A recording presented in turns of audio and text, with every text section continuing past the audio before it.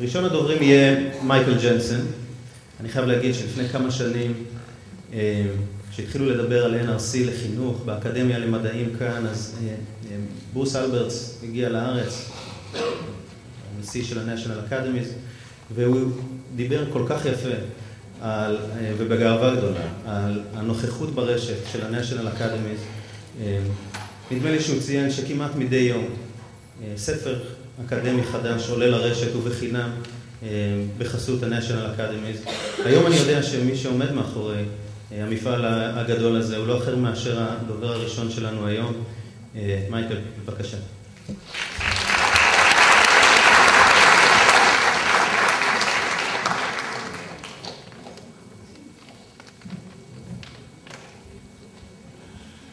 Shalom, good morning.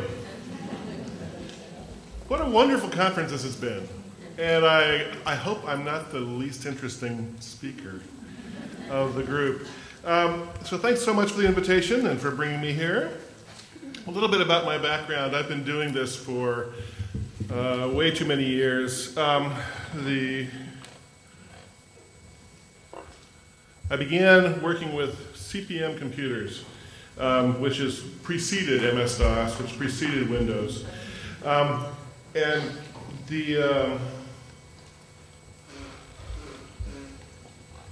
time when I was using Telnet, I put my first book up online, just started to experiment with it, and you could read it online. I said, well, books are going to be gone in 5 or 6 years. So be wary of predictions, just as a start. I also spent 3 years with Project Muse, which is an online journals program, helped get that started. Journals are different than books, and certainly different than textbooks, but helped develop the business model for that. And sort of Project Muse had 40 journals online. We developed some subscription mechanisms. Midway through this process, I did a little bit of figuring on the back of an envelope and realized that we were spending about half our funding on keeping people away from our text instead of helping them get to our content. And so that the fact that we were spending half our money to keep people away just didn't seem right to me. I was delighted to be invited to come to the National Academies and then help them shift their online book program to a sort of a different model. Now, the National Academies, for those of you who don't know, is the National Academy of Sciences, the National Research Council, the Institute of Medicine, and the National Academy of Engineering. I'm hitting too many buttons here. The National Academy of Sciences was founded in 1864, so it's been around for a long, long time. We are called the advisors to the nation on science, engineering, and medicine. And what that means is that we are asked the big questions. How much arsenic should there be allowed in drinking water? What's America's climate choices in a world of climate change? We bring together, we get asked these questions mostly by the US Congress. They fund study by study by study. They bring together 20 experts to address whatever the question is, 25 experts, whatever it might be. They spend a year, 2 years, coming to some conclusions about the most recent research, and then come out with a report. We do about 200 a year, and these reports are big books. These are not textbooks, and so I'll be talking about our experiences because I've been asked to, but I also don't want to act like I know about textbooks because I don't. But I was asked to be sort of both practical and theoretical, so I'll try to be a little bit of both. I want to talk briefly, though, about a couple of things. I thought I was booming. No? Okay. I want to talk a little bit about some topics that were brought up yesterday, the most specific being about authority. Because while there's all sorts of wondrous things about crowdsourcing that are possible, I also am a believer in expertise and the value of expertise. And one of the drawbacks to some of the models that are talked about is that fame, the number of friends, the number of links, the amount of popularity is equated with expertise and with authority. And I just wanted to say this, that facts and opinion in the web are cheap. That's why it's free. You can get any fact on Wikipedia, practically. And opinions are a dime a dozen. But expertise, expert perspective, sound analysis is rare and costly. And that's part of the business model that needs to be included. And that some things should not be crowdsourced. We live with this in the United States because in particular with the question of climate change and global warming. 97% of the climatologists in the US agree that humans are the cause of global warming and the climate change that is a consequence. 97%. But on television, on Fox News and CNN, they always have one expert on one side and one expert on the other side, as if there's two sides to this question. There aren't two sides to this question. So some things should not be crowdsourced, some things are not equivalent. Let's make sure that we don't complicate those things. Both sides represented in this case is suicidal.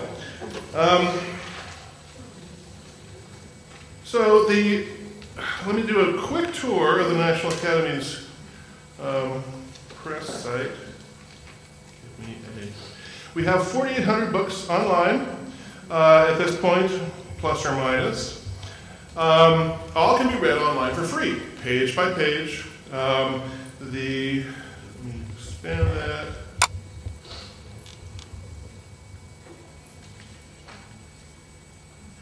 I don't know why that happened. So here's a report on tsunami warning and preparedness. We have the information about the book. Down here, you can go to any of the pages. You can also, we developed a mechanism for skimming any of our chapters. It's very difficult to skim in the online environment, and so we tried to develop some mechanisms to allow that, where we algorithmically extract the most significant two-sentence chunk from every page so that you can get a sense of what this information is. If you want to pay attention to a term like tsunami risk, you can click on that and kind of explore around. If you want to go to the particular page, you can do that. And while compared to what CET is doing in terms of innovation, this is kind of mild. What we're trying to do is make sure that we provide the purposes for our institution. We have been giving away these things in one form or another since 1994. When I began there, it was mostly just pictures of pages, pictures of pages. When I got there, we started OCRing these things so that we ended up with material for Google to search. Since 2005, we made 65% of all of our titles free in PDF as well. And that was a result of an experiment that I'll mention in a few minutes. We get about 1.5 million visitors every month, which is a lot of visitors. But the key thing here is this. 0.2%, 2 in 1,000 visitors actually buy anything. So we get people to come, read 7 pages, read 20 pages, read 300 pages, and don't buy anything. And we accept that because our mission is to be both disseminators and self-sustaining financially. This is the challenge that we have to face. And this reality of 1.4 million, 0.2% has really been pretty consistent year on year for the last decade. So I'm going to talk a little bit about these business model drivers, what the mission is, and I want to pound on that because that really matters, what the marketplace is for our kind of content, the methods and models that we use, and the sort of content imperatives that I think drive some of our choices as well. So free is an unusual business model in general, but it fits our requirements. So for any publisher, being really clear about what the mission is important. If our job was to make lots of money, things would be so much simpler. Because our goal would be to maximize profit, to extract as much money from the people who really have to have our publications as possible. But that's not what our mission is at the National Academies Press. We have outreach, we want to make sure we have maximal access, and sustainability is key for us. The sort of the essence of it is to balance dissemination and sustainability. So we've been doing that over the years and trying to push the boundaries of access every year to make better tools, better discovery tools, to put the skim in place. We've got a mechanism which lets you drop a report you're writing into a form and build search terms to go out to Google instead of going to us, but go to us as well to find references. So we've sort of invented strategies to try to expand these things, but we also work within an institution that expects us to be self-sustainable. That institution is driven by its members who expect everything to be free and to have no cost, because they don't necessarily understand publishing. So this is a bit of a timeline starting in 1994. Most of you in the back can't see that. I'll talk a little bit about the key points. In 2000, there's my mouse, in 2001, we did a live online experiment because we weren't selling PDFs at that point. We weren't even giving them away at that point, just page by page, as I showed you. And we did an experiment where we would interrupt somebody who was buying a book on our site. And we would interrupt them and say, we have a book for you. It's a PDF for you. It's 80% of the price of the book. It is 50% of the price of the book. If they said no, we'd say, okay, last chance, 40%, or free. So it was an experiment done with a social scientist, sort of doing this negotiation. Well, the conclusion was that 42% of the customers would take the free instead of buying the book. Now this is interesting, mostly because 58% are willing to pay $40 or $50 for a book when they can get it for free. But it also helped us tell the institution that the science indicated that they would have to pony up, have to give us roughly $2 million a year to make these PDFs for free. And so they were, even though their members were saying that it should be free in PDF, they said, well, it'll cost us too much money. We'll just let NAP keep doing what they're doing. At every stage, sort of every year, we did something else to try to decrease the costs. We made executive summaries free in PDF in 2002, I think it was. We began giving these PDFs of the long tail, 65% of the books in PDF for free. Because those were small sale books anyway, we could get some information about how people would be using these things. We developed efficiencies in the warehouse. We outsourced the warehousing later on after closing the print shop. Developed outreach mechanisms, social media, widgets, blah, blah, blah. Every year is some other challenge, as most of you know. That's not going to change. We are going to be in transition for the next 20 years. And we just have to live with the transition. That's part of our challenge, and part of our sort of goal is to make sure that we build ourselves systems that allow us to be in transition. So you would think that this would be a recipe for success. It's constant innovation, constant movement. But in fact, book sales, this is our high point in 2002. We could, up until that point, say making our stuff free online increased sales, because it did. But that was before we began giving away all those PDFs, making our material available in HTML instead of pictures of pages. And sales of books, print books, just have declined, seems to have plateaued here at this point. And so you may ask, why am I even talking to you with that kind of well, this is the why. It's because about 2002 we began giving away more and more and more, and the dissemination is 3 times as great as it was before. So we are getting our word out. We are making, this doesn't even count the executive summaries. It doesn't count sending on of PDFs from one person to another. So according to our own calculations, there's about at least a 10-to-1 and maybe a 50-to-1 ratio of dissemination with free PDF or free EPUB than with print alone. So that means that we're fulfilling our publishing mission effectively. The institution's very happy with us.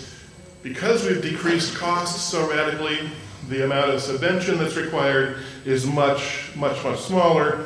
And so they are really happy with us. And we have 260,000 email addresses of people who have downloaded our PDFs and are opting in and are happy to have us tell them when another book is available that we might want to sell to them.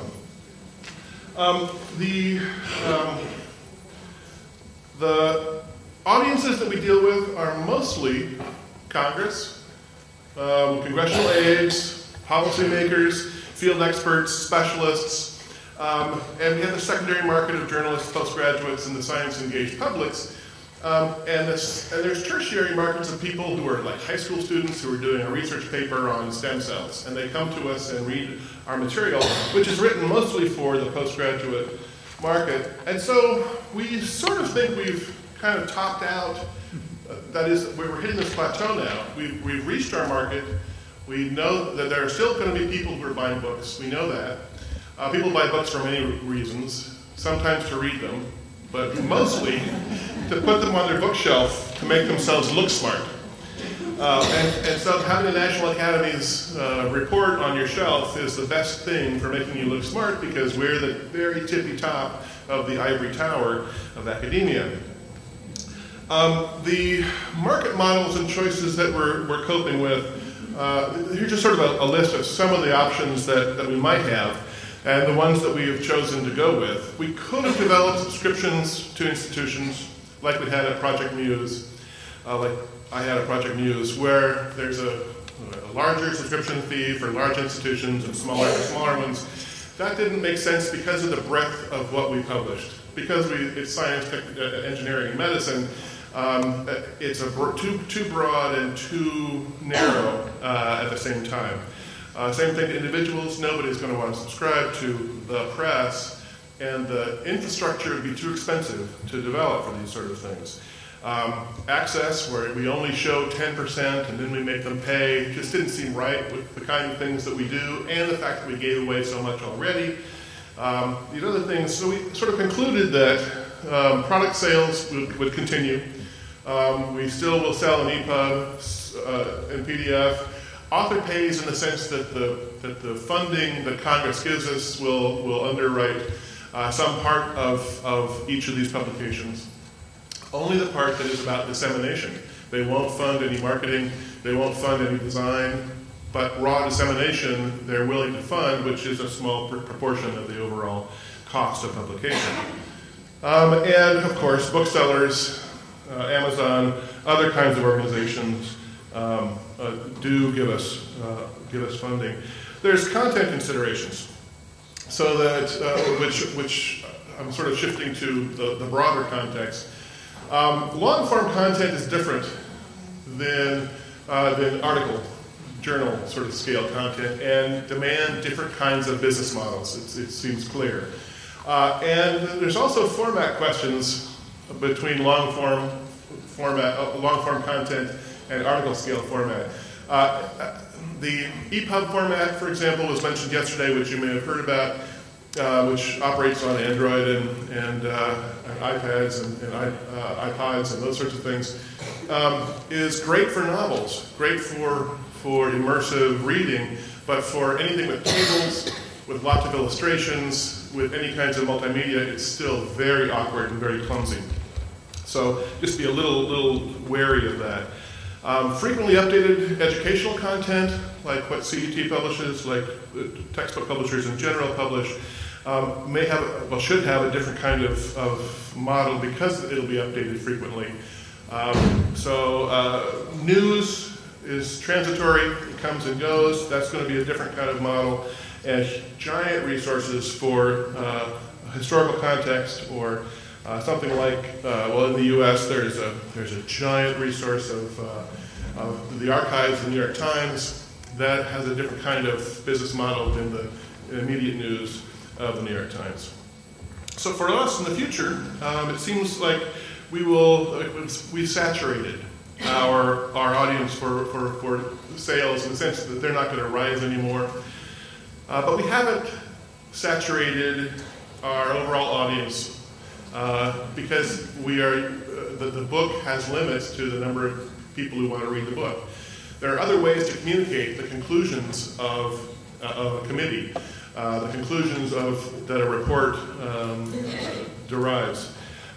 So for those audiences, we feel like we're going to need new kinds of communication vehicles, and that's where another part of the organization operates. In that we're doing podcasts and video and distillations of the big reports for the different audiences. So the general lessons, I've got a handful more of these that make sure you understand the mission of your task. Certainly the content type will drive the business model, but if you understand your mission, then you should change your model to accommodate the mission. Strategies, especially in the digital arena, are a series of tactics because we're in this transition period. It's not going to be, the targets are moving all the time, it's not going to be a single thing where finally we're done and we know what the answer is. Design for the future, because as best you can figure out what it might be, because you can't design for the present or you'll end up being in the past as soon as you're done. And the highest resolution, whether that's XML coding, or whether that's the video, or whether that's the graphics, save it because it's going to be higher next year and higher the year after that. The print-based mindset is something which I have to fight against all the time. I grew up with print. If it's not in print, it's not real. You know, this is, it's just the way that I grew up. And so I still think in print terms, and I have to sort of kick myself in the head and say, no. Imagine the digital version and then figure out how to force it into the print model. So it's sort of a turning on the head of the process of publishing. Print is fixed and static, and that's not the way the digital world is. So make sure you don't get stuck in the print-based mindset. Free is required. There's just no other way around it. Otherwise, people will ignore you because we're in this world of hyperabundance where some version of what you have is available online. Even if it's a worse version, it's available online. So you have to give away something to get the audience and to develop the kind of relationship with your audiences that you want. Publishers are not historically in the business of having a relationship with the reader. Usually it's to the bookstore or to the library, but not to the reader. And we've spent since 1994, trying to develop relationships with our readers, and have successfully done that. And that has changed our ability to sell directly with a better margin and to be more effective in terms of responding to what the audiences need. For us, it's going where the audiences are, which means, of course, the web originally, but video, audio, tablets, electronic Kleenex, whatever the next thing is. If the audiences have them, we'll try to fulfill it there. Appropriate digital tools is key, and that was mentioned just a few minutes ago. It's so easy to say we must have video here. We must have something wild, something always moving just because you can. Make sure that it's appropriate, because you can there's infinite amount of expense that you can go to with any digital publication. And so setting the limits is the key. Using only appropriate tools for whatever the content is and whatever the audiences are. Continue experimenting is another real key, because if you don't experiment and fail, then you haven't learned. And we have learned over and over and over by failing over and over and over in various ways. So there's no single best model. That's the overall conclusion we have here. Is there's no single solution. It used to, the single solution of print made us all think, oh, there must be a single solution, but there never will be. There's going to be a diverging of business models, presentation models for different kinds of content and different kinds of audiences. The new opportunities can't be missed if we're not paying attention, and we're competing now against, it used to be that publishers competed against publishers, no longer. We're competing against everything else in the world for the mind and the time of our audiences. I've been asked over the last 15, 20 years, sort of, what's the secret? What's the secret to making this stuff work? And I've got a little. Does anybody know the Brooks P. Hine? This is my favorite one. The road to wisdom? Well, it's plain and simple to express. And again, but less and less and less. Thank you very much.